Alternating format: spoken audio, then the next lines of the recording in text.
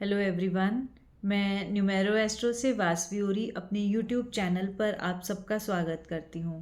तो आज हम बात करते हैं मूलांक 1 की यानी कि नंबर 1 की। तो जो लोग किसी भी मंथ की 1 को, 10 को, 19 को या 28 को बॉर्न हुए हैं यानी इन डेट्स पे अगर जन्मे हैं तो उनका मूलांक 1 होगा यानी वो नंबर 1 होंगे। अब जो ये नंबर 1 है ये सन से रूल होते हैं यानी सूर्य से रूल होते हैं। लेकिन अब नंबर 1 के जो भी लोग हैं इनमें सबकी नेचर में जो भी डिफरेंस आता है, ऐसा क्यों आता है? सब कोई एक जैसा क्यों नहीं होता है? वो इसलिए नहीं होता है क्योंकि उनकी प्लैनेटरी पोजीशंस अलग हैं, यानी सूर्य की जो पोजीशन है हर एक की कुंडली में अलग अलग है। ये आप अपने आप से भी पता लगा सकते हैं, अपनी कुंडली में देख के आपको पता चल जाएगा कि कौन से नंबर पे सूर्य की पोजीशन आती है, मतलब कौन से हाउस में सूर्य है आपकी कुंडली में। तो इसलिए वो डिफरेंस आता है। अब वो क्या डिफरेंस आता है? तो सबसे पहले तो सूर्य की जो सव राशि है यानी जो सूर्य की अपनी राशि है वो लियो है यानी सिंह राशि है। तो नंबर 1 वालों, अगर सूर्य आपकी लियो राशि में है तो ये बहुत अच्छे रिजल्ट्स देगा, बहुत अच्छा माना जाता है।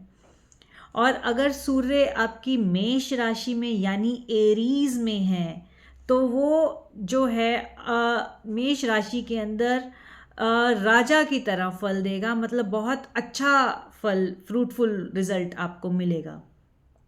ऐसे ही सूर्य अगर तुला राशि में है आपके यानी कि लीब्रा में है तो नंबर 1 वालों ये आपको नेगेटिव इम्पैक्ट भी दे सकता है, नेगेटिव रिजल्ट मिलने के चांसेस हैं।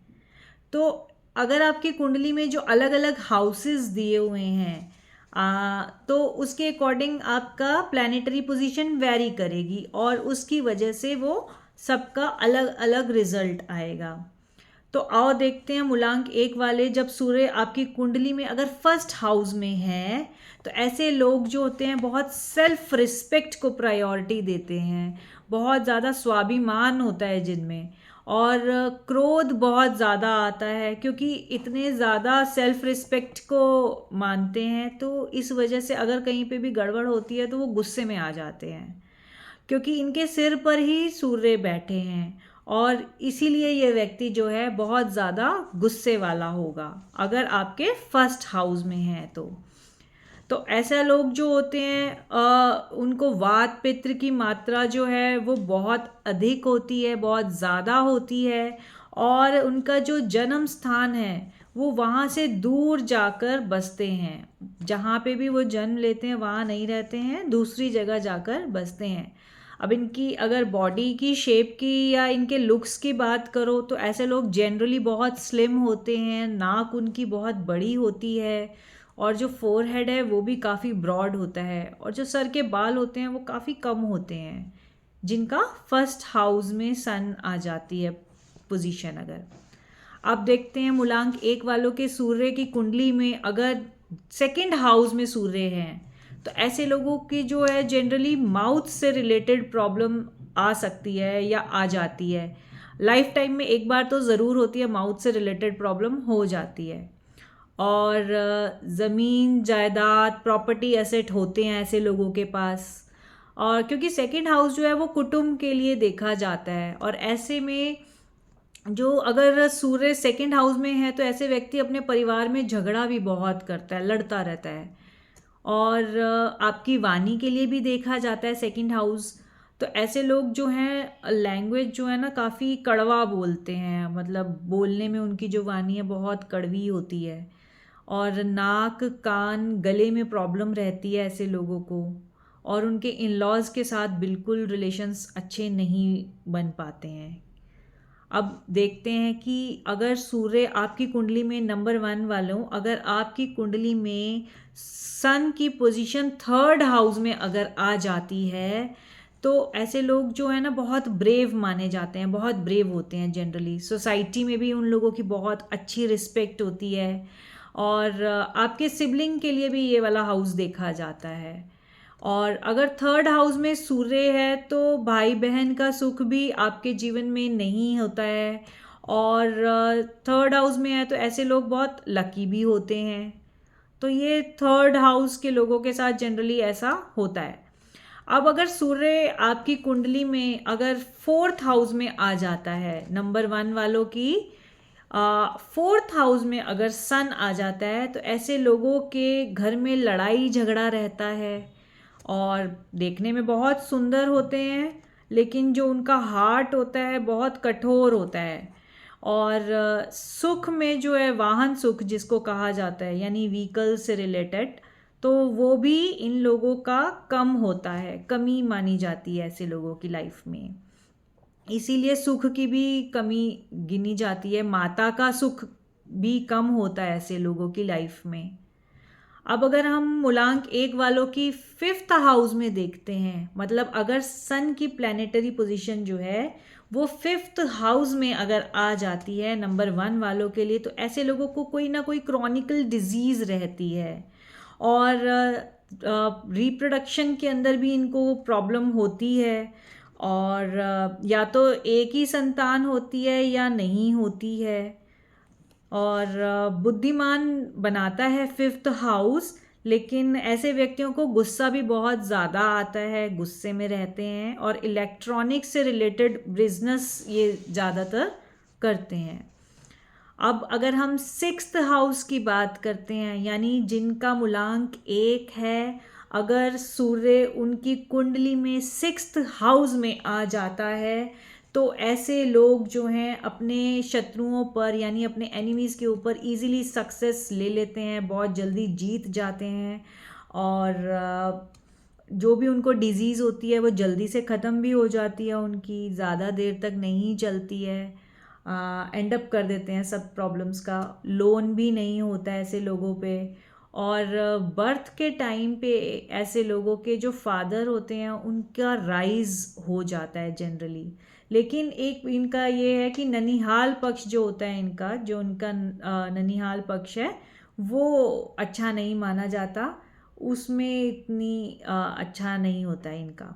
लेकिन अगर हम सेवन्थ हाउस में देखते हैं, यानी मूलांक 1 का अगर सन की पोजीशन सेवन्थ हाउस में है, यानी कि सन की जो प्लैनेटरी पोजीशन है वो सेवन्थ हाउस में आती है, तो ऐसे लोगों की जो लाइफ पार्टनर है उनके साथ भी इतनी नहीं बनती है या फिर बहुत ही कम बनती है, और मैरिज होने में भी बहुत ज़्यादा प्रॉब्लम आती है।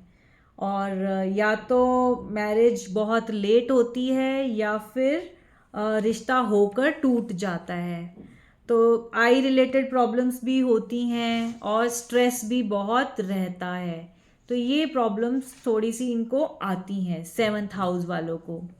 अब अगर हम एट्थ हाउस में हैं, अगर सन की प्लैनेटरी पोजीशन जो मूलांक 1 के लोग हैं, अगर उनकी सन की प्लैनेटरी पोजीशन एट्थ हाउस में आ जाती है तो ऐसे लोग जो हैं उनकी कुंडली में मतलब लिवर से रिलेटेड प्रॉब्लम हो जाती है और टेंशन में ही रहते हैं, हमेशा गुस्से में रहते हैं, डिप्रेस रहते हैं, मतलब स्ट्रेस लेवल उनका हमेशा बढ़ा ही रहता है। और अगर आपकी कुंडली के अंदर नाइन्थ हाउस में सन की पोजीशन आ जाती है, यानी मूलांक 1 के जो लोग हैं अगर उनकी कुंडली के अंदर नाइन्थ हाउस में सन आ जाते हैं, तो आपको ऐसे लोगों को ऑकल्ट साइंस में इन्वॉल्व होना चाहिए, लाइक योगा में, मेडिटेशन में, न्यूमरोलॉजी, एस्ट्रोलॉजी। तो ऐसे लोग क्योंकि साधक बहुत अच्छे होते हैं, योगी होने चाहिए, योगी होते हैं बहुत अच्छे, तो ये इनके पॉइंट ऑफ व्यू से देखा जाता है। और आओ देखते हैं कि मूलांक 1 वालों का जो सूर्य है वो कुंडली में 10th हाउस में है अगर, तो कैसा होने वाला है। तो अगर आपकी नंबर 1 वालों अगर 10th हाउस में सूर्य आ जाते हैं, यानी 10वें घर में आ जाते हैं 10th हाउस में, तो ऐसे लोग बहुत ही संपन्न होते हैं, नाम रोशन करते हैं, बहुत नेम फेम मिलता है इन लोगों को और सोसाइटी में बहुत अच्छा इनका माना जाता है, सम्मान बहुत अच्छा होता है।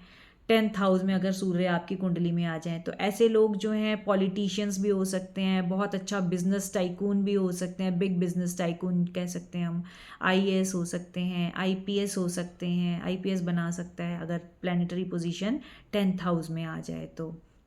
और अगर 11th हाउस में आपकी सन की पोजीशन आ जाती है, मूलांक 1 वालों, अगर आपके 11th हाउस में आता है सूर्य, तो ऐसे लोगों की सभी विशेष जितनी भी हैं वो पूरी ज़रूर होती हैं, बहुत रिच होते हैं, बहुत कम बोलते हैं, गवर्नमेंट की तरफ से भी इनको बेनिफिट्स मिलते रहते हैं, और संतान कम होती है ऐसे लोगों की, रिलीजियस बहुत होते हैं, और योगी तपस्वी साधु संत भी होते हैं ऐसे लोग, अगर आपके 11th हाउस में सूर्य हो तो। ऐसे ही अगर सूर्य नंबर 1 वालों के लिए, अगर सूर्य की पोजीशन यानी सन की प्लैनेटरी पोजीशन अगर 12th हाउस में आ जाती है, तो ऐसे लोगों को नींद बहुत कम आती है। 24 आवर्स उनके माइंड में कुछ ना कुछ चलता रहता है, लाइफ पार्टनर से भी नहीं पटती, और टेंशन रहती है, आई रिलेटेड प्रॉब्लम्स भी होती हैं। इसी वजह से इन लोगों की जो वेरी करती है नेचर। अब जो नंबर 1 वाले लोग हैं, उनकी सन की प्लैनेटरी पोजीशन क्योंकि अलग अलग होती है, 12th हाउस होते हैं हमारे, 12 हाउस होते हैं, हाउसेस होते हैं, तो इसीलिए सबकी क्योंकि प्लैनेटरी पोजीशंस अलग अलग होती हैं, इसीलिए उनकी नेचर भी अलग है, उनके लुक्स भी अलग हैं, उनका सोसाइटी में उनका मान सम्मान भी अलग होता है। यही रीजंस होते हैं कि वो डिफरेंस हो जाता है। तो ये आप अपनी कुंडली में अपने हाउसेस से खुद असर्टन कर सकते हैं कि आपकी लाइफ में आपकी कुंडली के अंदर सन की पोजीशन कौन से हाउस में है। जय बालाजी।